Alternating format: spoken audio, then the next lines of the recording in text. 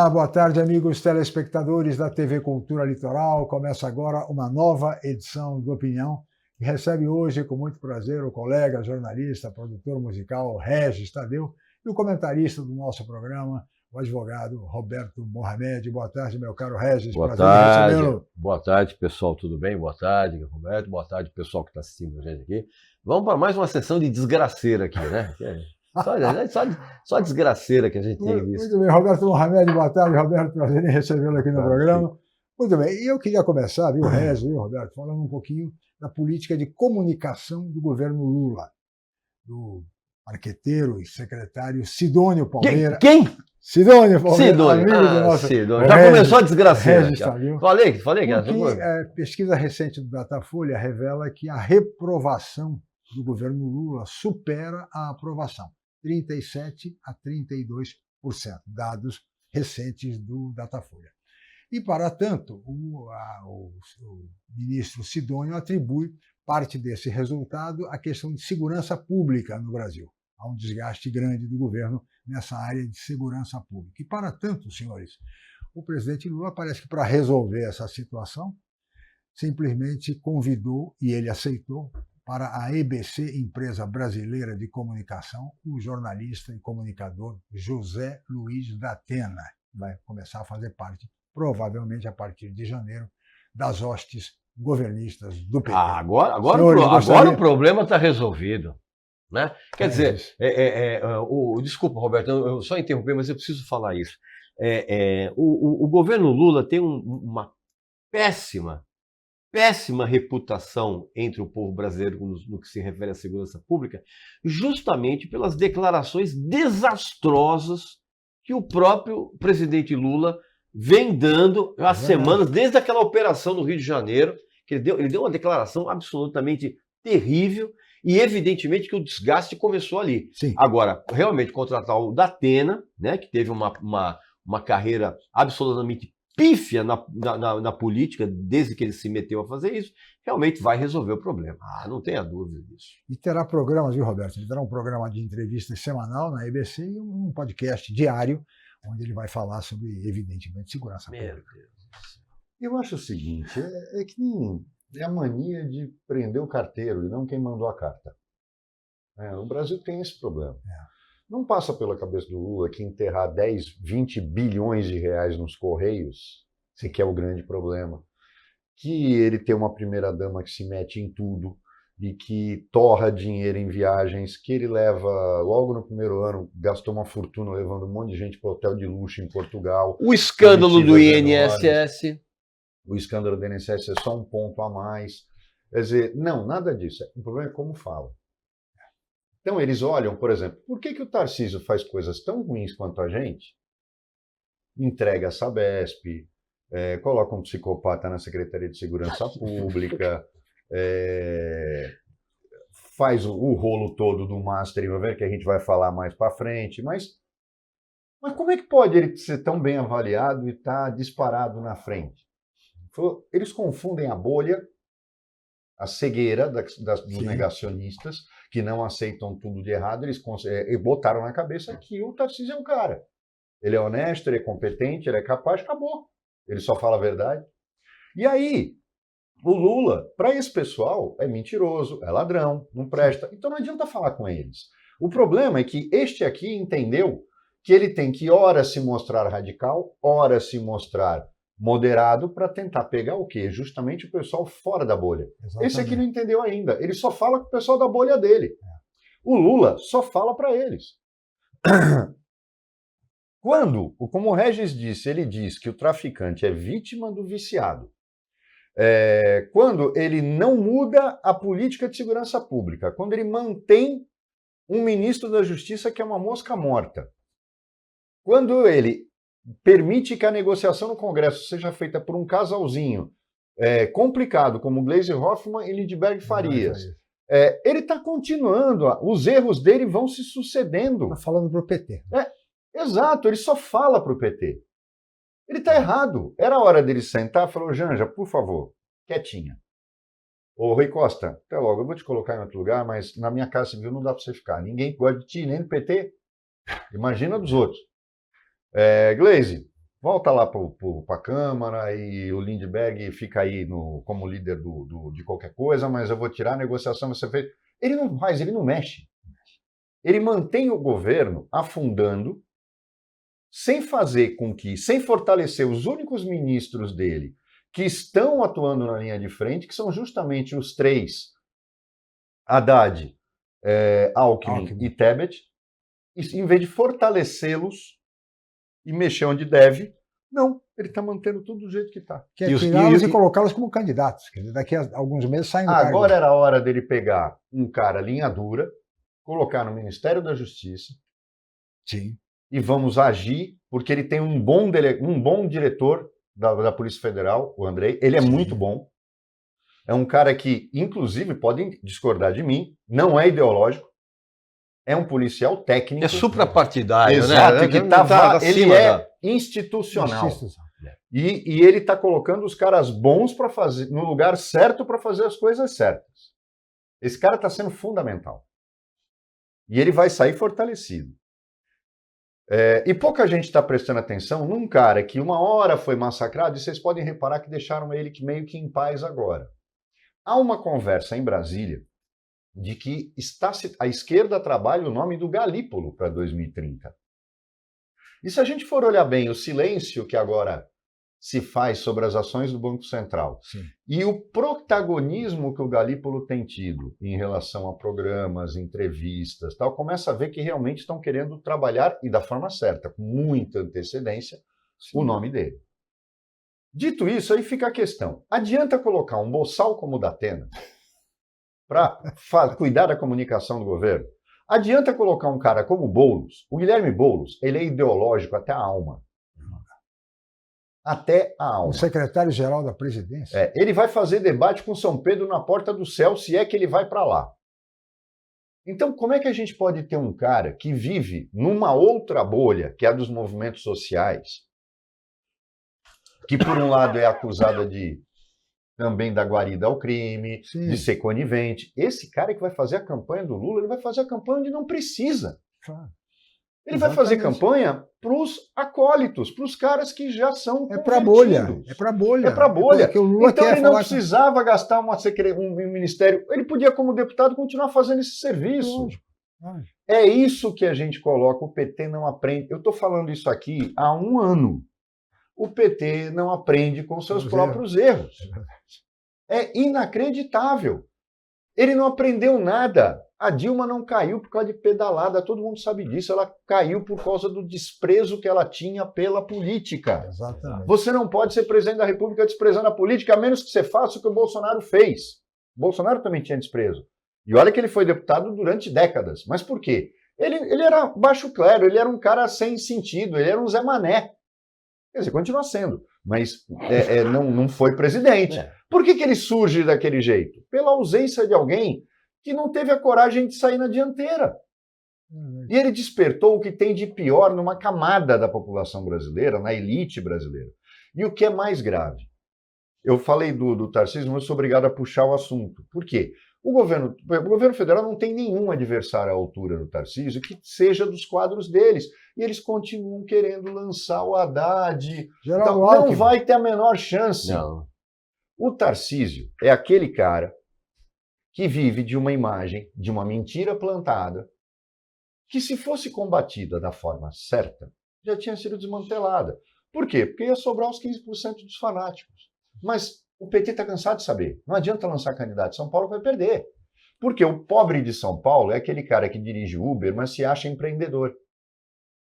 É aquele cara, é aquela mulher que costura para uma loja de roupa, fazendo bainha, e acha que é empreendedora porque ela é MEI. Botaram isso na cabeça das pessoas. Por isso que o Pablo Marçal quase ganhou, quase foi para o segundo turno na eleição para prefeito. Esses caras construíram essa narrativa. E as pessoas acreditam nela. Eu não quero carteira assinada. Eu não quero. O PT é antigo. Eu quero ser empreendedor. Mas que empreendedor, meu amigo? Você vai ser escravizado. O Milei agora aprovou na Argentina jornadas diárias de 12 horas por dia.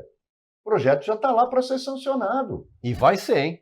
O Tarcísio, vai ser aprovado. Quando o Tarcísio diz que diploma é irrelevante, embora os filhos dele estudem nas escolas mais caras, na escola mais cara de São Paulo, Por que ele está fazendo isso? Porque ele está lá para defender uma elite Sim. que quer que você seja ignorante, seja analfabeto, para continuar cuidando do jardim, sendo motorista, sendo diarista, sendo empregada. É isso. Aí não precisa de diploma. E ele tem que incentivar isso. Ninguém se tocou ainda do que ele está fazendo com a educação de São Paulo. Ele está destruindo a educação de São Paulo. Ele está destruindo as ETECs. Ele está destruindo as FATECs. Ninguém se tocou. Eu tenho bronca de deputado e deputada estadual, safado, sem vergonha e mentiroso, que fica aqui endeusando esse tipo de governo. Mas os pobres vão votar em quem? Porque quem são os ricos de São Paulo? 10% do eleitorado? Rico que eu estou falando que ganha mais de 5 contos. Tá. O resto o pessoal é que pobre. paga imposto. É pobre que está acreditando nisso, que está acreditando que é empreendedor. Olha, e só para completar e não perder a oportunidade, vale o registro de que, em relação à nomeação do Datena, o próprio Sindicato dos Jornalistas, da Federação Nacional dos Jornalistas, né, e mesmo publicações que são notoriamente ligadas ao PT, não estão aceitando, estão protestando exatamente pelo desrespeito aos direitos humanos. Mas isso, na verdade, também são essas notinhas de repúdio. Eu particularmente, estou de saco cheio dessa coisa de notinhas de repúdio de quem quer que seja. Porque, na verdade, tudo isso é jogo de cena. O Datena vai realmente ser colocado nesse cargo a serviço do Lula, e isso só demonstra... Na verdade, o que está acontecendo é o seguinte: o próprio PT ainda não entendeu que o sentimento anti-Lula ainda é muito forte, é muito significativo dentro do eleitorado. Evidentemente que a direita está completamente fragmentada, você não tem, tirando o Tarcísio, mas o Tarcísio não é um nome que não tem uma projeção nacional ainda, você está entendendo? Não tem. Mas assim, o que eu acho mais grave é que realmente o governo não percebeu, ou se finge que não percebe, de que há ainda no país um sentimento anti-Lula, anti-PT muito forte, com relação ao problema da segurança pública, com o escândalo do INSS, que a cada dia você descobre um negócio mais horroroso, inclusive com ONGs envolvidas, que essa coisa de ONG também no Brasil virou uma máfia inacreditável. Então, assim, a grande falha é o governo não perceber que todas essas atitudes reforçam o sentimento anti-PT, anti-Lula. Muito bem, Regis, Roberto, vamos para um rápido intervalo, voltaremos em seguida com a opinião.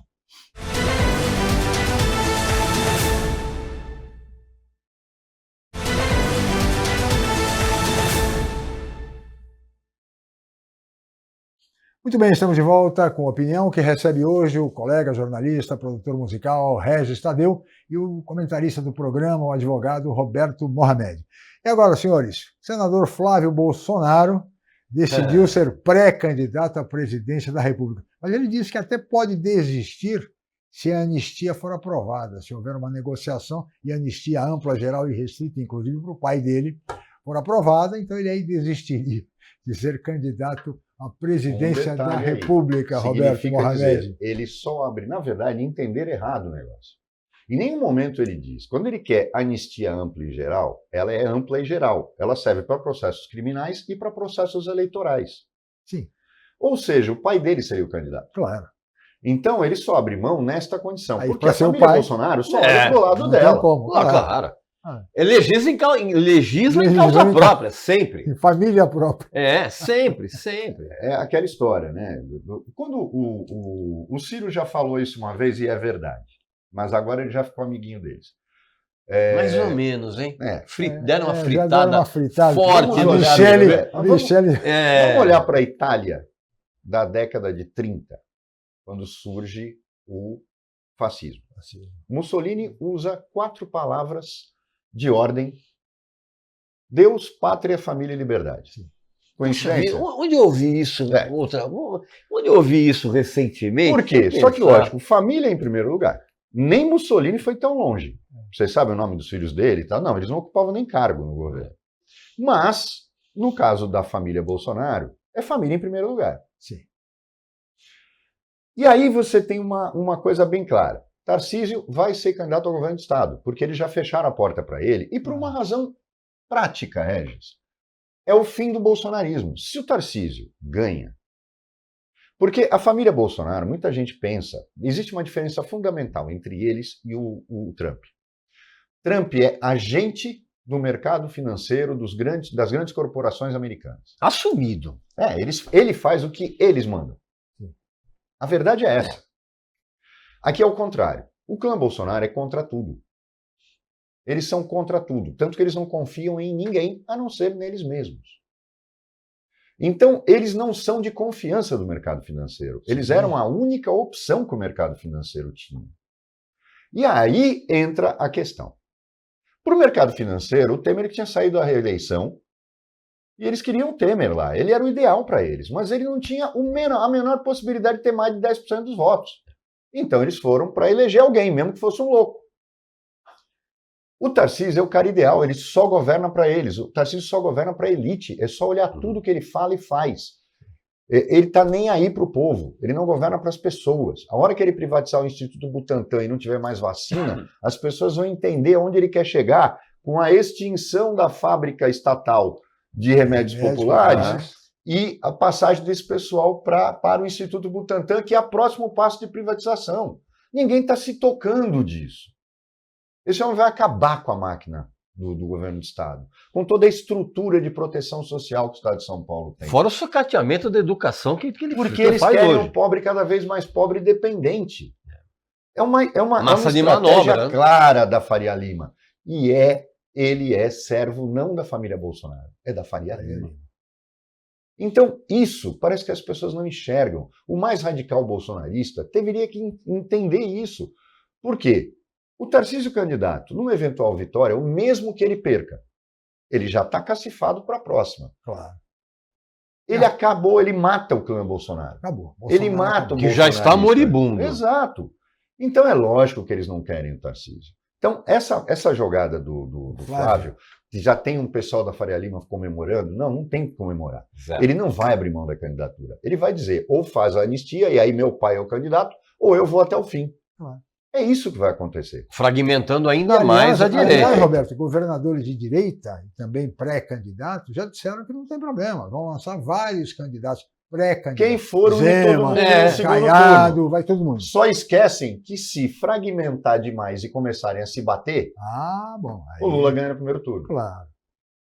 O que é triste. Hoje você tem alguma dúvida? Eu não tenho nenhuma dúvida disso. Da maneira como a direita está completamente esfarelada, eu não tenho a menor dúvida de que...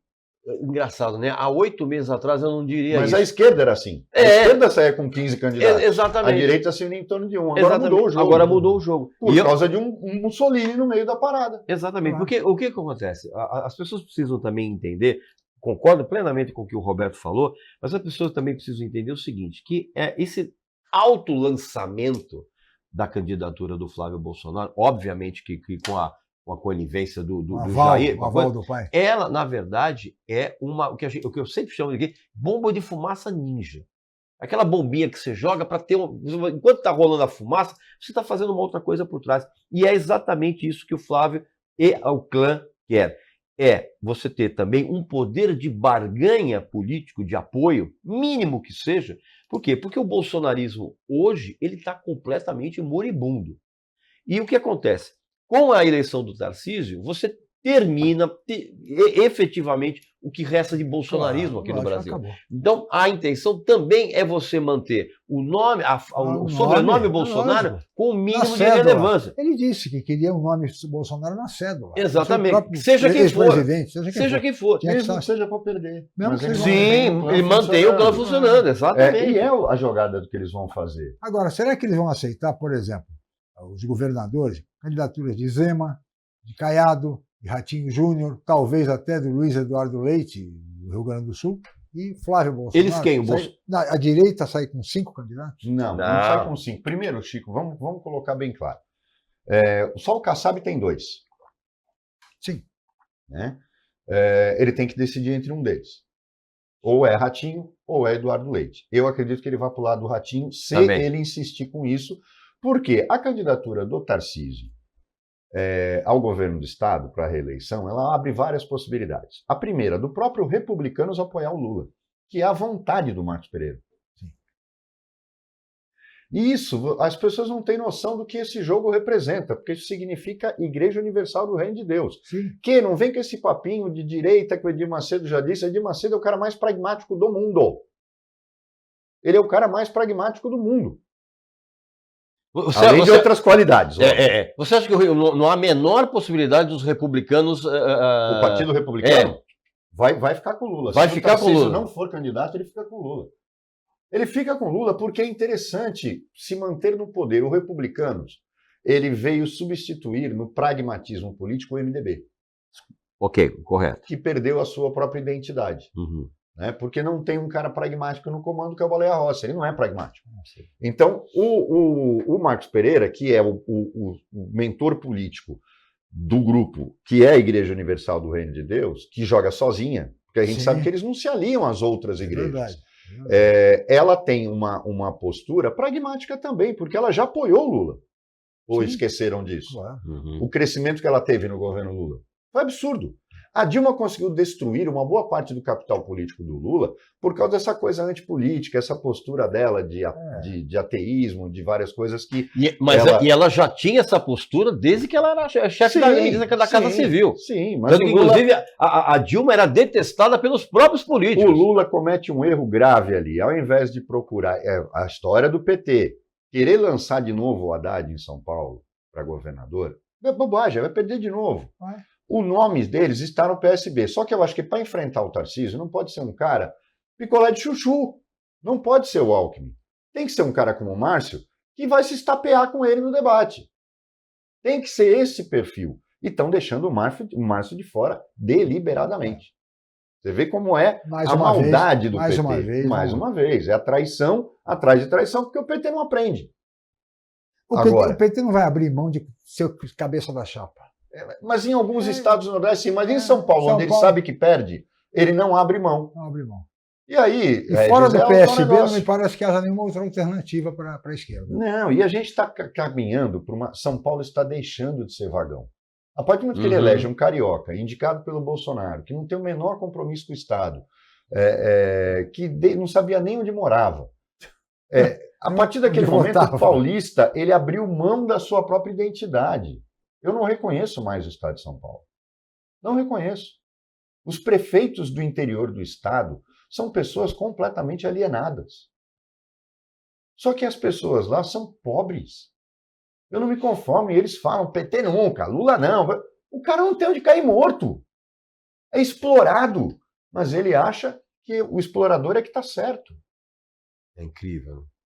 Realmente é uma situação... o povo brasileiro tem realmente que ser estudado. Não, tem. Bom, eu não canso de falar que a gente vive, eu repito, e repito, e repito. Lamentavelmente, o Brasil inteiro virou um episódio do Hermes e Renato. Porque é um negócio tão fora de nexo, tão fora de lógica. Aliás, esse é um grande problema que a sociedade brasileira vive hoje, cara. A total ausência do raciocínio lógico. Não existe mais. Não existe mais, cara. Eu vou só, antes de acabar não é só na política, não em tudo. A própria imprensa está chegando num grau de mediocridade, e falo isso num programa ao lado de alguém que deu aula, dá aula na faculdade de jornalismo, que foi diretor da faculdade. Eu não me conformo, estava dia do sorteio eu estava indo para a Serra Negra ouvindo o sorteio da Copa do Mundo. Eu não posso me conformar com um cara ser formado e ficar falando, não, porque quando for para a fase de 16 avos, quando for para... Gente... 16 avos? Eles falavam isso. Eu estou falando de Jovem Pan e Bandeirantes. Jornalista aqui, então. Então eu vou explicar uma coisa para vocês, analfabetos. É o seguinte, como é que é? A fase final, semifinal, tem quartas de final. 8 times, 4 jogos. Oitavas de final. 8 jogos, 16 times. 16ª de final. 32 times, 16 jogos. Vou repetir. Quartas de final, oitavas de final, 16ª de final. 16 avos é fração, ignorante. Analfabeto, sua besta. 16 avos é fração. Ninguém está falando de fração. Quartas de final, oitava de final, 16ª de final. Não é possível que vocês não saibam falar isso. A gente precisa colocar pelo menos gente alfabetizada para fazer programa de rádio e de TV. Porque a gente nem precisa. A gente chegou no ponto que a gente não dá nem para exigir que a pessoa, que saiba de futebol, de esporte. Isso a gente já desencanou. Uma língua portuguesa tem. A língua portuguesa tem, exatamente. É o mínimo. É o mínimo. Infelizmente, essa é a nossa realidade. Vamos para o intervalo, voltaremos em seguida com a opinião.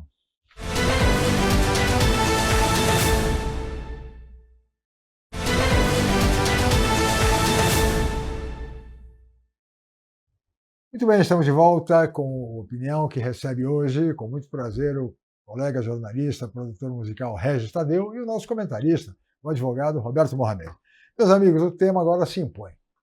Como eu costumo dizer, é um master escândalo agora. Porque realmente o Banco Master... E bota master nisso. O Roberto Mohamed conhece bem isso, porque ele foi um dos primeiros, se não o primeiro comentarista no Brasil a levantar a questão do Banco Master, quando envolvia basicamente o governador de Brasília e mais um ou outro. É tudo gente pequena. Só que aquilo hoje ganhou uma dimensão e uma amplitude e não se sabe aonde isso vai parar. E a tal ponto que o próprio ministro Dias Toffoli, do Supremo Tribunal Federal, relator do processo, decretou sigilo a respeito de tudo que envolva o Banco Master. Não se sabe, Daniel Vorcaro, o dono do banco, foi preso, depois foi libertado, embora com o uso de tornozeleira eletrônica e sem passaporte, mas está em liberdade. E a situação está se avolumando. Aliás, tem só um detalhe que eu queria usar, Roberto, antes de ouvi-los, é o seguinte, que a imprensa noticia hoje, que o ministro Dias Toffoli, que é o relator do processo e que foi quem decretou o sigilo, viajou num avião junto com o advogado do Banco Master para Lima, no Peru, para assistir, senhores, a final da Libertadores entre Flamengo e Palmeiras. Ele é palmeirense e ainda perdeu o jogo. Roberto Mohamed. Tem uma coisa que a gente tem que desenhar aí, porque para isso não precisa de código de ética, que nem o Fachin está querendo fazer. Que tem o código de conduta, né? Vamos deixar claro que o código já diz que ele tinha que ser declarado suspeito. A mulher dele trabalha no escritório que foi contratada. Acabou, imediatamente. Sou suspeito. Não precisava ter mais nada. Eu duvido que os outros ministros vão levantar essa questão, mas o Procurador-Geral da República, por exemplo, é obrigado a fazer isso. Mas, para mim, isso já demonstra uma falta de... que, por sinal, o Toffoli não teve até hoje. E eu já cansei de elogiar o Toffoli. Tecnicamente, eu gosto dele.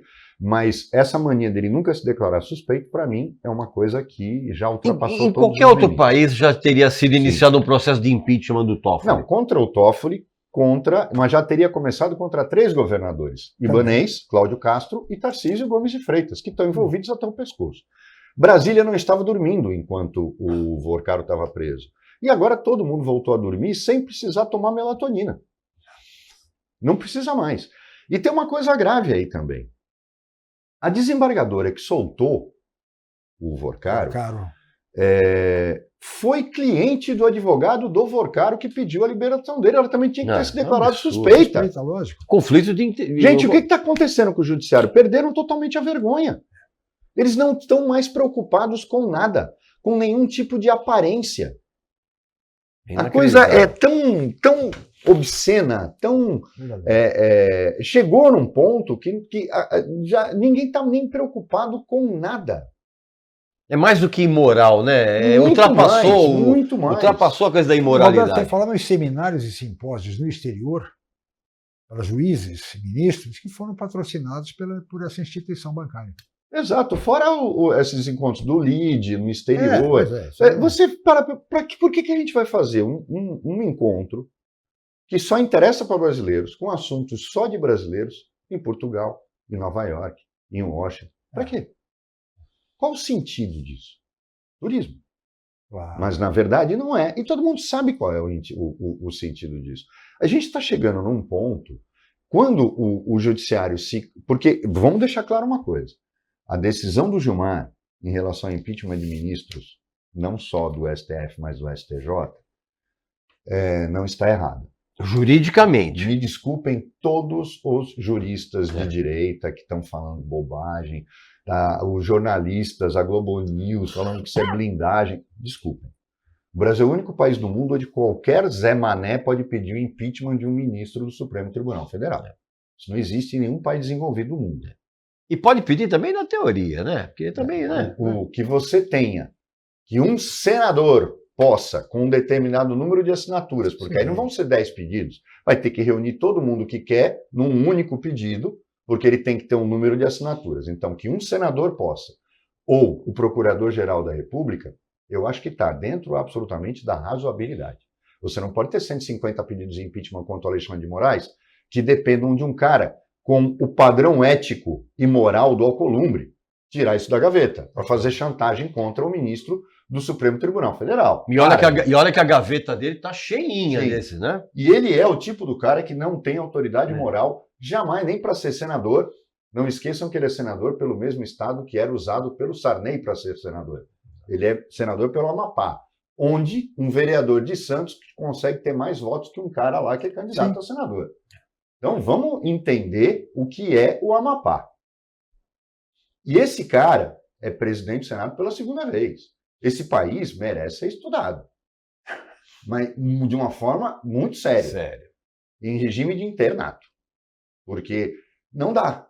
A gente chegou num ponto que não dá mais. Então vamos colocar bem claro.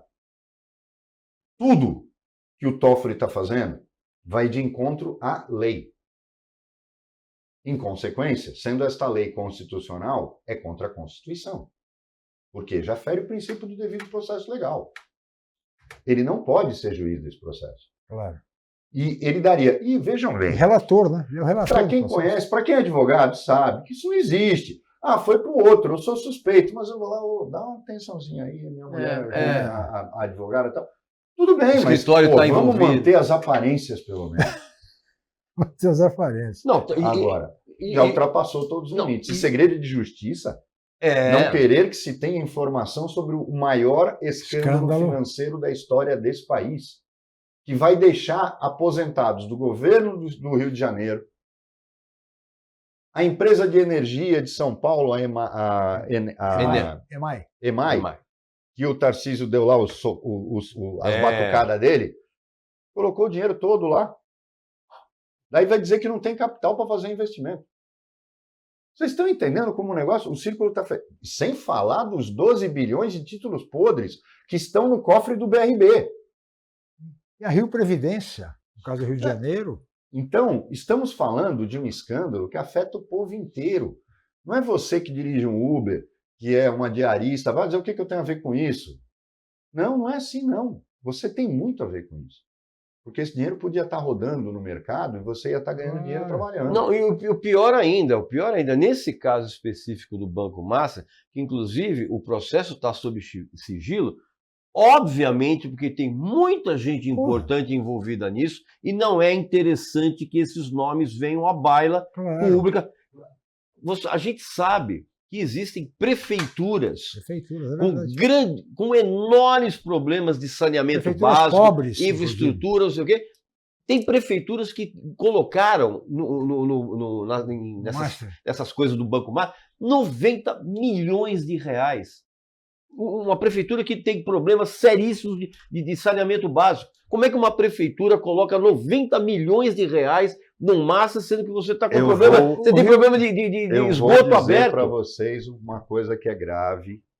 Quando o Banespa foi liquidado, o Quércia quebrou o Banespa. Fleury acabou de arregaçar o Banespa. E aí o Mário Covas herdou um banco com intervenção e que foi posto à venda pelo Banco Central. Um dos motivos de uma briga enorme entre ele e o Fernando Henrique, que foram eleitos ao mesmo tempo. Sim. Mas e eu não consigo entender isso, como é que pode um banco que já tem todos aqueles problemas que eu falei, patrocina Flamengo, patrocina Fórmula 1, Fórmula Truck, Fórmula Indy, patrocina o diabo no automobilismo, tem uma agência em São Paulo, uma agência no Rio de Janeiro. Como é que este banco, que coloca 12 bilhões em títulos que não valem nada, ou seja, rasgou 12 bilhões, se o Itaú faz isso, era um escândalo no mercado financeiro. Sim. A Bolsa despencava. Se o Bradesco faz isso, aconteceria a mesma coisa.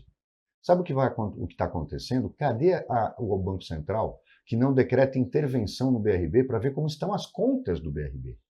Porque parece que está todo mundo esquecendo esse lado. Só o governador mudou o presidente como se nada tivesse acontecido. E colocou outro cara que é do mesmo time. E o Banco Central também tem a sua parcela de culpa nisso. Lógico.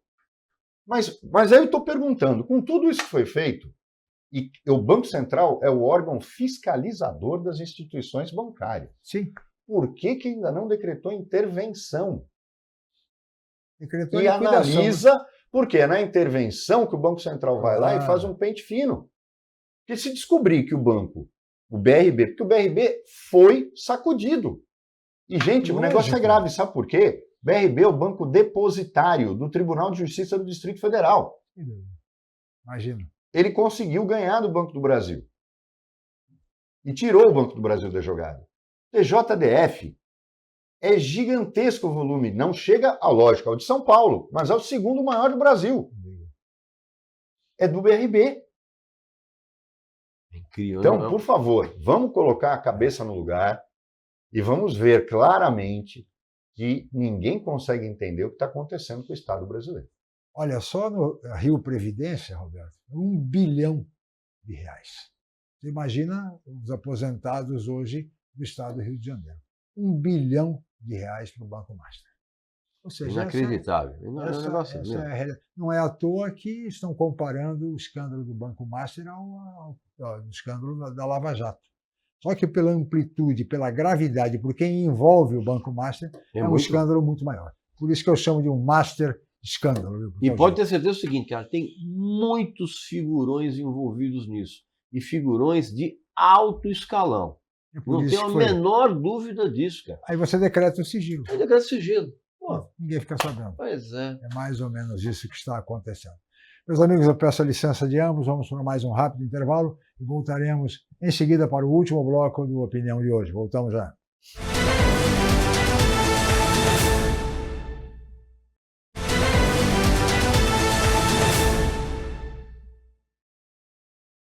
Muito bem, estamos de volta com a Opinião, que recebe hoje, com muito prazer, o colega jornalista, produtor musical, Regis Tadeu, e o advogado Roberto Mohamed, que é o comentarista do nosso programa.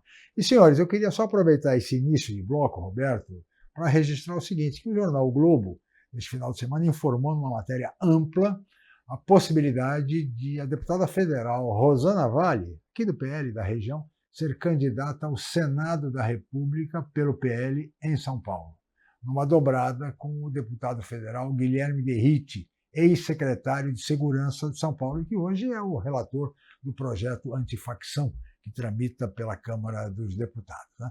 Em contrapartida, o governo, ou seja, a oposição em São Paulo, cogita também lançar o ex-jogador de futebol, meu caro Regis, Raí, irmão de Sócrates, ao Senado da República. Como é que você avalia de tudo isso, meu caro Regis? Cara, depois as pessoas ficam chateadas comigo quando eu falo que a política brasileira é um negócio absolutamente fedorento. Né? Não tem outro termo para falar isso. E realmente nós viramos um episódio do Hermes e Renato. Porque assim, as pessoas ficam indignadas quando eu falo que realmente não existe política. É impossível você ter uma predileção ou uma identificação política aqui no Brasil. Realmente tudo é um escárnio total. E como eu afirmo sempre, hoje, lamentavelmente, a gente não tem esquerda, não tem direita. O Brasil é um grande centrão, mas é um centrão que lança notícias e lança atitudes e lança candidaturas com uma disfarçatez que mais do que humorística, é trágica. Trágica, não tem outra palavra para dizer. É verdade, só para chamar a atenção dos nossos amigos, que a eleição para o Senado é das mais importantes. E às vezes as pessoas se concentram muito na eleição majoritária, no caso da presidência da República e do governo de São Paulo, e a eleição para o Senado é muito importante. Chico, são 2/3 de renovação, é uma coisa séria. Chico, não é para brincar. Na minha opinião, a eleição menos importante é a para presidente. Na minha opinião. As eleições importantes são aquelas que dizem diretamente ao bem-estar do cidadão, que são a eleição para vereador, deputado estadual, deputado federal e Senado. A menos importante, inclusive o brasileiro ele sempre leva a coisa pelo lado da personalização, você vota na pessoa e não na proposta. É um absurdo total, cara. É isso. Vamos só lembrar de uma coisa. Pois não, Roberto. Vamos olhar para a eleição, para a última eleição. São Paulo elege um carioca para governador que não sabia nem onde morava. e que está vendendo o estado todo. Depois ele volta para o Rio. Que aí não vai sobrar mais nada. Um senador, um astronauta, que nunca foi astronauta coisa nenhuma, e que até hoje está no espaço, porque no Senado ele não está. Não, astronauta com vertigem. Você já ouviu o vertigem de altura? Eu nunca vi um Os negócio. 4 deputados federais mais votados de São Paulo foram Guilherme Boulos, para não dizer que eu só falo da direita, da esquerda também. Guilherme Boulos, Eduardo Bananinha, que nunca fez nada pelo estado de São Paulo, Carla Zambelli e Ricardo Salles. Está preso. Então, desculpa. Ricardo Salles da famosa porteira, né? Exatamente. Vamos deixar bem claro. Paulista, mas não é que ele não sabe votar. Paulista virou um ignorante. O paulista é o ignorante do Brasil.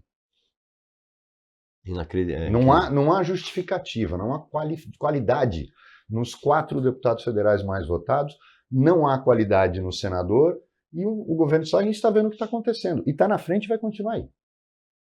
Então vamos deixar claro que paulista virou lixo do Brasil. Virou lixo. Tanto que é um menosprezo, né? Aí o PT vem, e a direita não satisfeita com isso, vocês imaginem, a gente tem no Senado um cara que não servia nem para a rota. Derrite não serviu para a rota, senão ele era coronel. Com apoio de todos os delegados de polícia que pertencem a uma instituição que ele destruiu, ele destruiu, porque não tem nem mais como fazer a Polícia Civil respirar mais. Porque a destruição foi total. Para depois ficar reclamando que a polícia prende a militar e a justiça solta. Ele esquece que não tem mais civil para fazer um inquérito, que é a peça principal para manter o cara preso. Hoje a polícia... Olha, vamos chegar, além de privatizar o Instituto Butantan, eu já ouvi que tem gente dentro da turma do Tarcísio que quer privatizar o IML. Porque dá muita despesa. Nossa. Aí você pega para o Senado, tipo, se a gente conseguiu eleger Bananinha, que nunca fez nada pelo Estado, Carla Zambelli, que era um zero à esquerda, que não tem trabalho, não tem cérebro, não tem nada. Guilherme Boulos, com tudo que ele representa. Ricardo Salles, um cara que disse claramente que trabalhava para mineradora ilegal e madeireira ilegal. Gente, qual o problema de lançar uma deputada do baixo clero e um ex-secretário de Segurança Pública que dizia que bandido bom e bandido morto e colocar os dois no Senado, e o pior, eleger os dois? Uma deputada de baixo clero, ela não existe. Ela não sabe nem o que ela vota. Quantas vezes aqui nessa bancada, ela não sabia no que ela tinha votado, ela dizia que não tinha, e a gente mostrava que ela votou a favor do negócio, ou contra o negócio. Não que ela seja diferente do maior opositor regional dela, que também é do baixo clero. Totalmente baixo clero. Mas pelo menos tem uma assessoria de imprensa um pouquinho melhor que fabrica fake news. Para dizer que o cara é o cara. Né? Esse me representa. É isso que a gente tem? Mas São Paulo virou restrita a isso. Aí vem a esquerda e quer lançar o RAI. Não, virou piada de mau gosto. Nós estamos falando de um partido, Chico, que tem José Eduardo Cardoso nos seus quadros, que é um cara que eu sou fã do cara porque ele é sério, honesto, preparado, inteligente, tem o respeito das pessoas, tem nada na sua história que o desabone. Por isso que o PT deixa ele de lado. Está escanteado. Exatamente. Mas você tem alguma dúvida disso? Quer dizer, eu não estou conseguindo entender. O PT é uma atrás da outra. É uma atrás da outra. Lembra no começo do programa, quando você falou com muita propriedade que o São Paulo deixou de ser a locomotiva política do Brasil? É também por causa disso.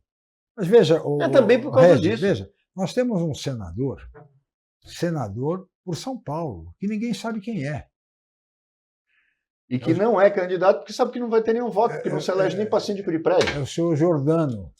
E era o suplente do Pagou Major para ser Olímpio, suplente do Major Olímpio. que faleceu, mandato, e ele assumiu. Agora, pergunto, qual o trabalho desenvolvido pelo senhor Giordano? Qual o trabalho da Mara Gabrilli? Sabe? Então, São Paulo, hoje, a representação de São Paulo ela é muito... É a pior bancada no Pífia. Senado. Pífia.